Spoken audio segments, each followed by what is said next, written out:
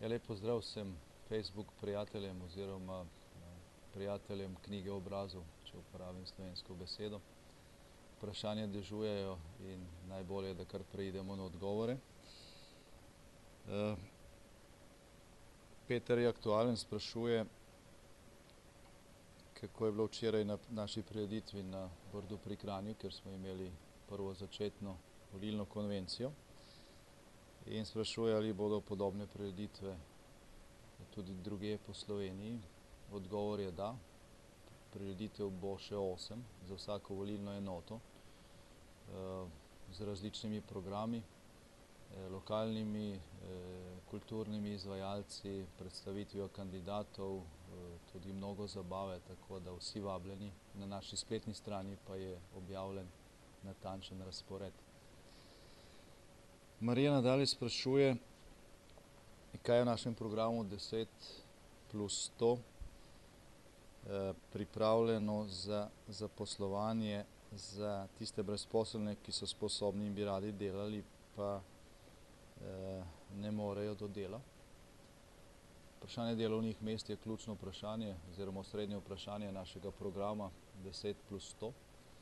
Že s prvimi ukrepi, ki jih bomo sprejeli takoj v prvih 100 dneh, bomo uredili nekatere zadeve, ki omejujejo možnosti za ustvarjanje novih delovnih mest. Gre predvsem za razbremenitev dela. Danes smo vsi tisti, ki v tej državi delamo, manj konkurenčni zaradi tega, ker so naši dohodki oziroma tisto, kar mi zaslužimo, obremenjeni tako z davki kot s prispevki. V času našega mandata 2004-2008 smo že odpravili davek na plačno listo. To je bil prvi korak. V tem drugem koraku pa bomo omejili prispevke, ki se plačujejo na plače, kar prizadene še posebej tiste, ki imajo eno ali dve povprečni plači. In skušali bomo oziroma bomo zmanjšali tudi obremenitev za delodajalce, tako da vsak nov, ki ga bodo zaposlili, ne bo več tako velik strošek, kot je danes. Po obremenitvi dela je namreč Slovenija med najmanj konkurenčnimi državami v Evropi. Smatramo, da seveda vlada ali pa politika lahko nova delovna mesta neposredno ustvarja predvsem v administraciji oziroma v javnem sektorju, vendar to ni rešitev. To je dodatna obremenitev za tiste, ki delajo v gospodarstvu. Edina prava rešitev je omogočanje gospodarstvu, da ustvarja nova delovna mesta v tistih panogah, ki so perspektivne, kjer se da napredovati, vendar pa je za to gospodarstvenikom treba omogočiti prostor. In ta prostor jim bomo omogočili z znižanjem davkov in prispevkov. In po zagonu tega ciklusa se bo potem tudi z nižjimi davki in prispevki, ker nas bo več zaposlenih, v proračune in v pokojninsko in zdravstveno blagajno zbralo več denarja, na podlagi katerega bomo lahko bolj dostojno poskrbeli tudi za splošne potrebe. To izkušnjo imamo iz mandata 2004-2008, kljub temu, da smo ukinili davek na plače, ki je zelo obremenjeval gospodarstvo v tistem času, smo s tem, ko smo ustvarili dodatnih 50 tisoč novih delovnih mest, v proračunu zbrali več denarja kot prej, ko je ta davek obstajal, in v tistem mandatu smo prvič v zgodovini Slovenije izravnali proračun. Se pravi, smo porabili samo toliko, kot smo ustvarili, in to ob tem, da je bilo denarja za vse potrebe dovolj. Vprašanja dežujejo. Anja sprašuje, kaj je s plačilno nedisciplino in s kakšnimi ukrepi jo bomo odpravili. Po podatkih slovenske statistike je od 12 tisoč podjetij in samostojnih podjetnikov, ki so propadli v zadnjih 2 letih, v to rakovo smer šlo več kot polovica od njih, ne zato, ker bi bili slabi gospodarji ali pa slabi podjetniki, ali pa zato, ker ne bi imeli trga za svoje proizvode ali pa storitve. Vse to so imeli, prodali so oziroma dobavili so proizvode in storitve, vendar to niso dobili plačano. Plačano pa niso dobili zaradi tega, ker tisti, ki so na vrhu te proizvodne ali pa storitvene verige, še posebej je bil ta problem pereč v gradbeništvu, podizvajalcev enostavno niso plačevali, ker so vedeli, da tudi če jih ti tožijo, v nekem realnem času tega denarja ne bodo dobili nazaj, in ko so se pritožili, so jim enostavno rekli, pa nas tožite. Vedoč, da je povprečen postopek v sodnem sporu na slovenskih sodiščih daljši od 4 let in v 4 letih seveda vsako podjetje, ki se mu ne plača storitev, pa gre za bistven del pač njegove poslovne dejavnosti, propade, in to se je zgodilo. Torej, prva stvar, ki jo bo potrebno narediti in ki jo bomo zagotovili, je to, da ustvarimo okolje pravičnega in hitrega razsojanja v gospodarskih sodnih sporih. Rok bo 1 leto, v tem času bo potrebno presoditi, in že to, da bo takšen sistem obstajal, bo onemogočalo tistim, ki so špekulirali namerno in niso plačevali podizvajalce, kljub temu, da so imeli denar, da jih je vezala pogodba in beseda, da se s tem ne bodo več igrali. Obiskali smo v zadnjih letih na desetine podjetij po Sloveniji, ki so imeli te težave, in povsod je bil odgovor na naše vprašanje, kaj je potrebno najprej narediti, ravno to, zagotoviti plačilno disciplino. Drugi razlog za plačilno nedisciplino, ki pa seveda globlji, pa je dejstvo, da denarja ni dovolj, in da tam, kjer denarja ni dovolj, vedno nekdo ostane brez njega, in običajno je to tisti, ki je na koncu, se pravi nekdo, ki je najbolj konkretno delal, tisti podjetnik ali pa obrtnik, ki je nekaj naredil, pa to ni dobil na koncu plačano, ker se je vsem zdelo, da ima ta najmanj moči in so ga tudi najbolj prizadeli. Ta problem je možno rešiti poleg z tem, da zagotovimo funkcioniranje pravične države, s tem, da ponovno zaženemo gospodarski razvoj, tako da se bo ustvarjalo dovolj dodane vrednosti, da bo dovolj denarja, in potem se bo seveda lahko tudi plačevalo, ker približno 15–20% teh problemov ni nastalo zaradi tega, ker nekdo ni hotel plačati, ampak zato, ker je enostavno denarja zmanjkalo. In ta dva ukrepa sta tukaj ključna. No, Sonja sprašuje nekaj podobnega, sprašuje, da smo v program zapisali, da se zavzemamo za pravičnost. Strinja se, da je pač to problem v državi, in jo zanima, kako bomo ta cilj dosegli. Pravičnost je vrednota, brez katere sodobna družba enostavno ne more obstajati. Ljudje ne moremo sobivati brez občutka, da smo obravnavani enako kot naši bratje in sestre oziroma naši sorojaki, sodržavljani, soobčani v lokalnem okolju.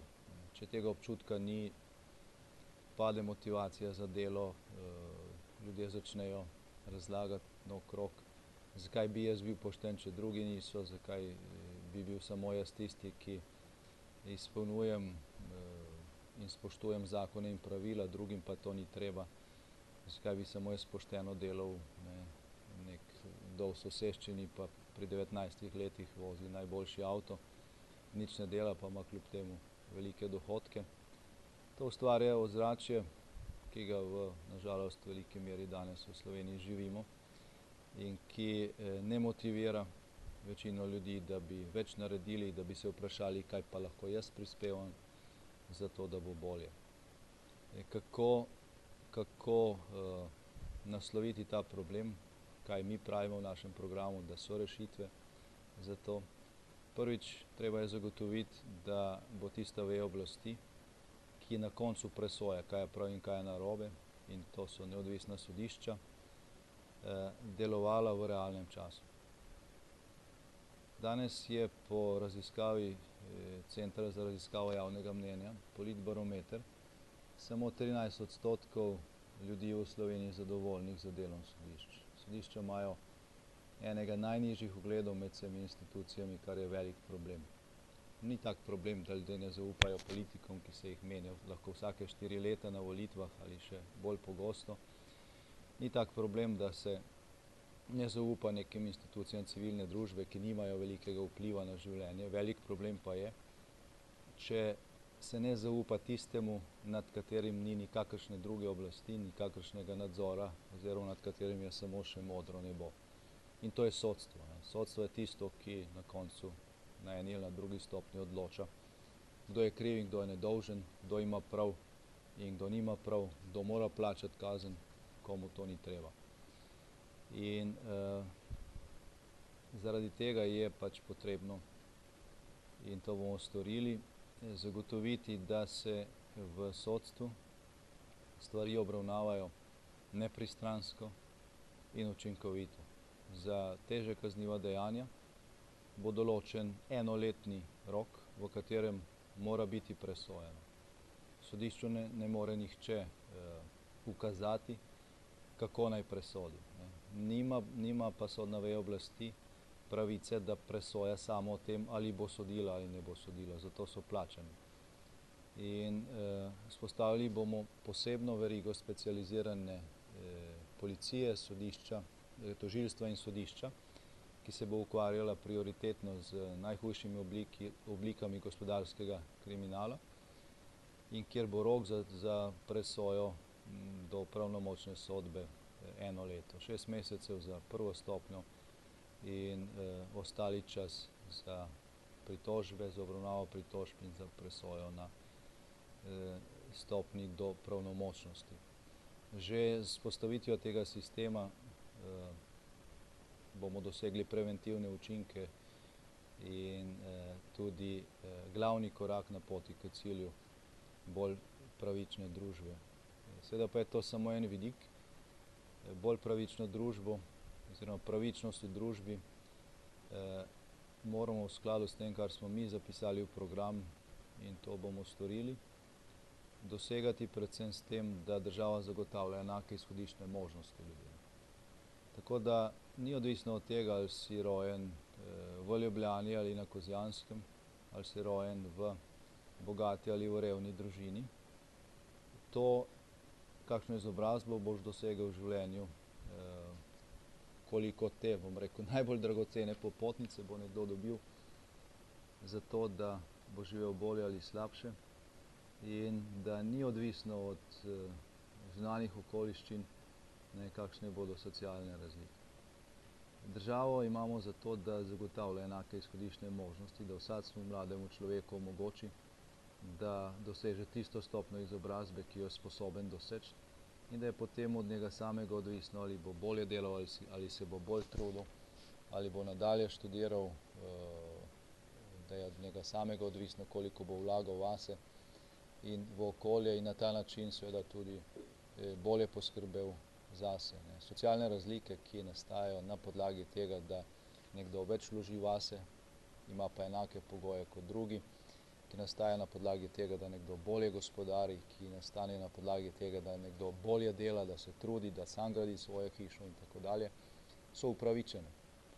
Niso pa upravičene tiste socialne razlike, ki nastanejo zaradi tega, da nekdo ima možnost, da obiskuje določeno šolo, drugi pa, ker pač zato nima denarja, te možnosti nima. Ta dva vidika pravičnosti sta najpomembnejša in v oba vidika gredo konkretni ukrepi iz našega programa. Nas Sanja sprašuje potem o kadrovanju. Ali boste kadrovali po politiki naši, vaši, če boste zmagali? Ko smo zmagali na državnozborskih volitvah leta 2004, je Slovenska demokratska stranka povabila k sodelovanju in k oblikovanju koalicije vse druge parlamentarne stranke. In sestavili smo koalicijo iz tistih, ki so želeli sodelovati. Samo tisti, ki niso želeli sodelovati v naši koaliciji, so ostali izven. In potem, ko smo sestavili koalicijo iz tistih strank, ki so želeli sodelovati, smo povabili k sodelovanju tudi tiste, ki niso želeli sodelovati formalno v koaliciji, in podpisali smo z opozicijo partnerstvo za razvoj. V tem partnerstvu za razvoj smo z opozicijo uskladili 50 najpomembnejših sistemskih zakonov, ki so bili sprejeti v našem mandatu. Oblikovali smo strateške svete, v katerih so sedeli tudi ljudje iz opozicije, civilne družbe, ne glede na to, kakšne barve so bili. Recimo primer v našem strateškem svetu za gospodarski razvoj sta skupaj sedela Ivo Boscarol in Franci Križanič, ki je bil takrat minister v senčni vladi gospoda Pahorja in je danes finančni minister. Povabili smo ga, sodeloval v našem strateškem svetu. Opoziciji smo ponudili možnost, da tretjino nadzornih svetov v podjetjih v pretežni državni lasti zapolni z svojimi predlogi in smo imenovali vse, ki so jih predlagali, in največja državna podjetja v času našega mandata niso bila brez nadzora opozicije. V nadzornih svetih elektrogospodarstva, Telekoma in tako naprej so sedeli ljudje, ki so jih predlagali opozicijske stranke. Ta politika se je izkazala za dobro, vendar pa tisti, ki so to možnost takrat dobili po zmagi na volitvah leta 2008, enakih možnosti niso ponudili opoziciji, ki smo jo predstavljali mi zadnja 3 leta. Niso podpisali z nami nobenega partnerstva za razvoj, kljub temu, da smo bili na to pripravljeni. Niso ponudili opoziciji niti enega mesta v nadzornih svetih in zaradi tega je Slovenija po 3 letih takšnega izključevanja tudi v položaju, v kakršnem je. Naslednje vprašanje postavlja Matej glede Zavoda za zaposlovanje. Pravi, ta zavod je zelo neučinkovit pri zagotavljanju služb, brezposelni se javljajo na razpise, zato da zavodu dokažejo, da so iskalci zaposlitve in ne da bi dejansko našli službo. Kako boste to spremenili? Tukaj je treba biti odločen. Če je na voljo delo, vsaj približno primerno izobrazbi in sposobnostih nekoga, ki je brezposeln in ta brezposeln dobiva socialno podporo od države, se pravi od tistih, ki še delajo, ali nadomestilo za brezposelnost, potem je ta dolžan sprejeti takšno delo. Če tega dela ne sprejme, potem ni več upravičen do takšne socialne podpore. Sicer gre samo za sistem izkoriščanja tistih, ki pač še delajo, na račun tistih, ki ne želijo delati. Tukaj je treba zelo realno ločiti brezposelne na tiste, ki ne delajo in ne dobijo dela in niso sami za to nič krivi, na tiste, ki tukaj špekulirajo. Tudi teh je nekaj, čeprav jaz mislim, da večinoma med brezposelnimi žal so ljudje, ki so izgubili dela in ne morejo dobiti drugega in to je seveda za vsakega posameznika, pa tudi za družbo velika katastrofa. In še ena stvar je tukaj zelo pomembna pri delovanju teh zavodov za zaposlovanje. Je potrebno doseči, da bo birokracije čim manj, da bodo postopki zelo hitri in da se dejavnost teh zavodov razširi tudi na posredovanje študentskega dela. Jaz mislim, da je študentsko delo potrebno, je to pomemben socialni korektiv za mlado generacijo. Ta možnost mora obstajati, žal, še posebej v tej krizni situaciji, čeprav bi bilo boljše, da bi vsi mladi dobili dovolj velike štipendije, da bi lahko redno in hitro študirali in da delati ne bilo potrebno, ampak čez noč tega ni možno urediti v tej situaciji, zato je študentsko delo potrebno. Ni pa potrebno, da za to plačujemo še dodatne storitve, da za posredništvo tega dela obstajajo posebne institucije. Zavodi za zaposlovanje, ki obstajajo, bi lahko brez tega, da kakorkoli povečajo svojo zaposlenost, posredovali tudi študentsko delo za bistveno nižje provizije, bili bi manjši stroški posredništva in tudi študentje bi končno dobili večje neto plačilo za uro. Jure sprašuje, kako bo s štipendijami. Ve se namreč, da je obstoječa vlada zmanjšala število štipendij zaradi tako imenovanih varčevalnih ukrepov. Kaj bo na tem področju naredila Slovenska demokratska stranka? Zmanjševanje števila štipendij, ki jih že tako ni dovolj, je korak v napačno smer. Če kdaj, potem mora danes prevladati zavest, da je rešitev, dolgoročna rešitev ali pa vprašanje dolgoročnega napredka Slovenije zgolj v znanju. To, ali bomo v prihodnosti živeli slabše ali boljše, je odvisno od tega, koliko bomo vlagali v znanje generacije, ki bo kreirala življenje v prihodnjih letih in desetletjih. Vsaka štipendija, ki mlademu omogoči, da doseže višjo stopnjo znanja, je najboljša možna naložba, ki jo družba nameni v svojo prihodnost.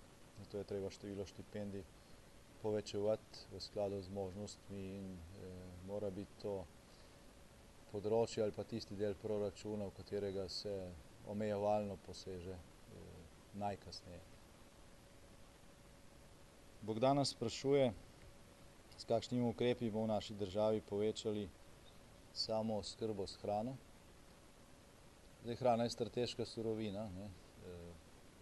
Ljudje lahko preživimo tudi brez elektrike, pa brez nafte, brez avtomobilov, brez marsičesa, kar nudi sodobna civilizacija. Brez hrane pač ne moremo. Slovenija je sicer del skupnega evropskega trga, tudi del skupne evropske kmetijske politike. Tukaj pač ni omejitev, ni carin. Imamo takšen geografski položaj, da v Sloveniji nikoli ne bomo mogli za enako nizko ceno proizvajati nekatere kmetijske izdelke, kot je to možno, ne vem, v ravninah Nizozemske ali Francije. Ne, kljub temu pa imamo mnoge naravne prednosti, na podlagi katerih lahko v Sloveniji proizvajamo dovolj določene vrste zdrave hrane. Te kapacitete je treba ohraniti, tudi iz strateških razlogov. Ni namreč to okolje, ki ga zdaj imamo, ta skupni trg, skupna kmetijska politika, to ni nekaj od Boga dano, ne, to je stvar pogodb. Pogodbe se lahko tudi spreminjajo, v prihodnosti se lahko stvari zaostrijo. Prihajajo klimatske spremembe in zaradi tega je zelo pomembno, da je vsaka država sposobna proizvajati, oziroma da je Slovenija v tem primeru sposobna proizvajati toliko prehrambenih proizvodov, da v neki potencialni hudi situaciji, v primeru naravne nesreče, ko so prekinjene komunikacije in tako naprej, preživimo, imamo dovolj zalog za nekaj časa in smo sposobni tudi na hitro povečati kmetijsko proizvodnjo. Ukrepi, ki so za to potrebni, več ali manj obstajajo. Slovenija dobiva znatna sredstva iz evropskega kmetijskega proračuna, še v tej finančni perspektivi. Zanje smo se izpogajali leta 2006 in del teh sredstev je treba tudi v prihodnje nameniti temu, da te kapacitete ohranjamo in povečujemo. Seveda pa je nekaj odvisno tudi od tega, kako ravnamo kot potrošniki.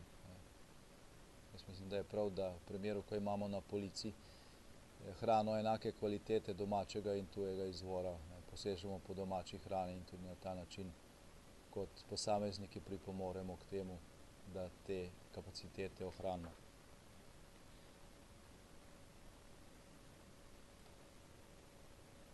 Klemen in Katja potem sprašujeta glede cene naftnih derivatov.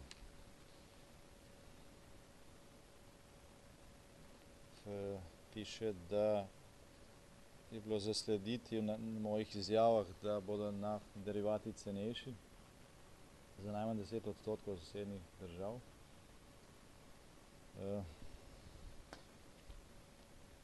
Med našimi ukrepi za napolnitev proračuna, brez tega, da bi dodatno obremenili slovenske državljane oziroma potrošnike, je dejansko tudi ukrep drugačne politike trošarin, kajti cena litra bencina, ki ga Slovenci plačujemo, je takšna, kot je, se pravi zelo visoka, ne zaradi tega, ker bi surova nafta in predelava te nafte v bencin oziroma motorna goriva toliko stala, ampak je takšna predvsem zaradi visokih davščin oziroma tako imenovanih trošarin. Davščine na motorna goriva se imenuje trošarine. In te seveda uravnava vlada. Vlada pač vedno, ko cena nafte gre navzgor, običajno presoja, ali bo povečala te davščine oziroma dajatve, trošarine na liter bencina ali ne. V času naše vlade je bila cena sodčka nafte tudi preko $120 in